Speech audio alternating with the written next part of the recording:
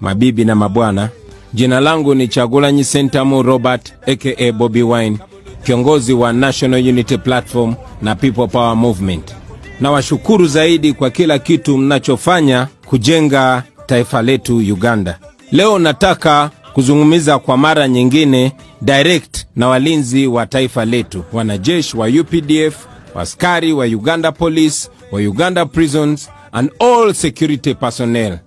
Ninawaangazia hawa kwa sababu hawa mabibi na mabwana wametumika kukandamiza ndoto za watu wa Uganda, kuzuia watu wa Uganda kupata uhuru wao. Hawajui kwamba nao pia ni wafungwa kama sisi, na tena hao ni wafungwa kushinda sisi kabisa. Mara nyingi ninapokutana nao, hata baada ya kuniumiza kwa kupokea orders from above, wananiambia nizidi kuwapigania na nizidi kupigania taifa.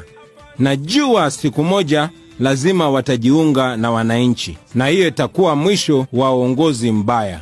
Siku hizi maisha wanajeshi wetu ni matatizo kabisa. Hii ni baada tu ya uhalifu kwa kutumia bunduki na uwaji wa kinyama.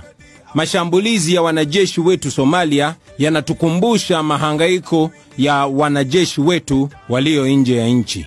Nyote mnakumbuka katika manifesto yetu ya 2021, maslahi ya walinzi wetu tuliapa kipao mbele. Tuliweka wazi kwamba walinzi wetu hawezi kuwa wanapata mishahara duni kisha tunawatarajia wafanye kazi nzuri. Hii ni sababu tulielewa kwamba aliye na njaa ana hasira. Vurugu wanazotumia kwa wananchi ni kwa sababu wanakosa amani kazini.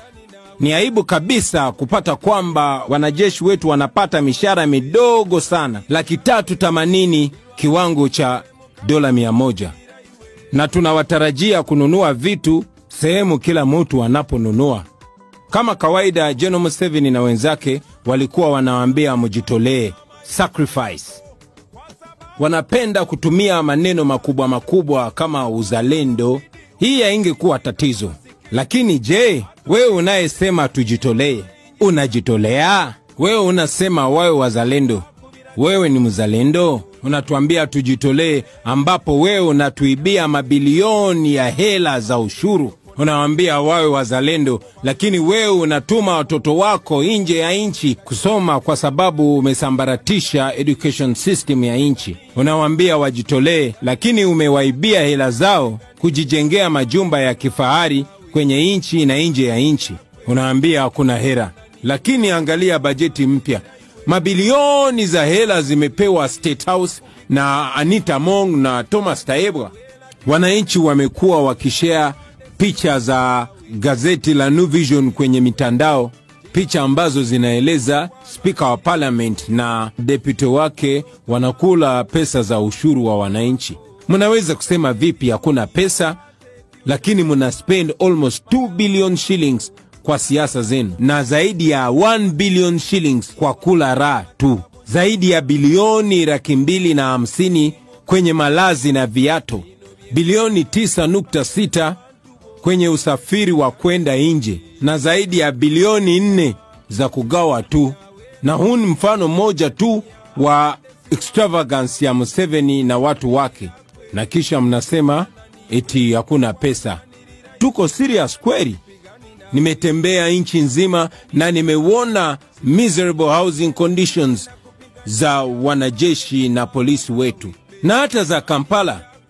Cha kushangaza, hii regime iko na uwezo wa kununua mabunduki mapya na gari za tiagasi mpya kuwakandamiza wananchi, lakini wanasema hawana pesa za kuamudu au ambao wanatumia hizo bunduki na tiagasi.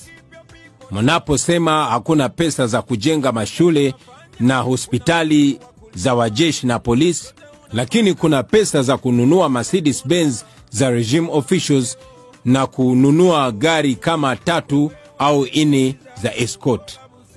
Kwa hivyo, wacha kuambia wajitolee kama wewe unaishi maisha ya raha kwa pesa za ushuru. Wacha wewe.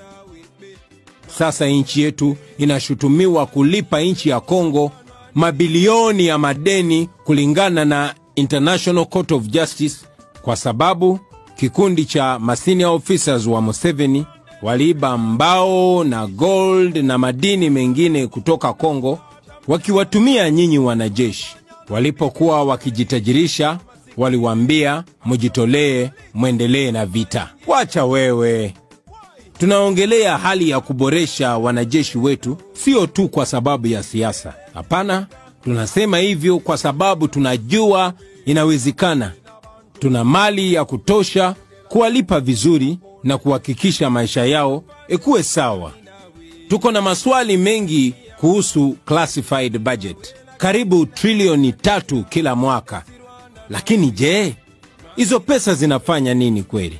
Kwa nini msitumie hizo pesa kujenga mashule na mahospitali na manyumba za wanajeshi na polisi wetu na familia zao? Ungeona tofauti kwa mwaka moja tu. Angalia bajeti ya mwaka ujao. Tunapochukua maneno na tweets za Army spokesperson, UPDF iko na wanajeshi kati ya 50,000 na 60,000.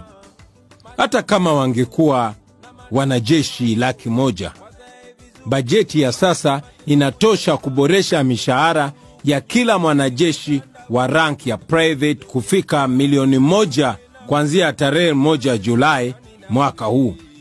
Sasa hivi mshahara wa mwanajeshi wa UPDF wa rank ya private ni 385,000 kila mwezi. Hiyo inamaanisha private wa UPDF anapata 4.6 kwa mwaka mzima. Bajeti ya mwaka ujao ya kuwalipa wanajeshi itakuwa bilioni 952. Kidogo tu ifike trilioni. Sasa kama UPDF ingekuwa na wanajeshi 60,000 na kila moja wao analipwa 1,000,000 kila mwezi, tungebaki na bilioni 250 ya kuwaongezea mishahara au wa maranka makubwa. Kwa nini haifanyiki?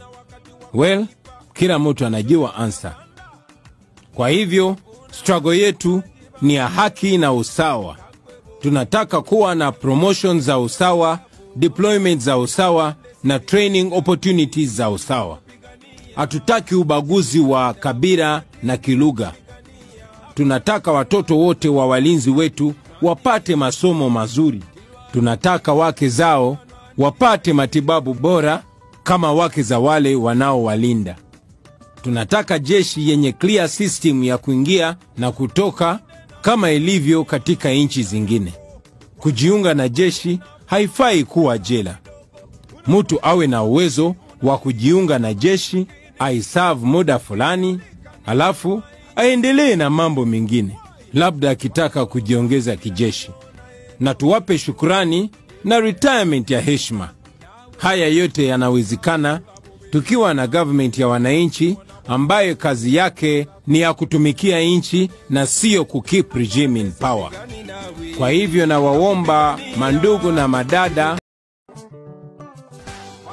wananchi wenzangu, mabibi na mabwana, jina langu ni Kyagulanyi Ssentamu Robert aka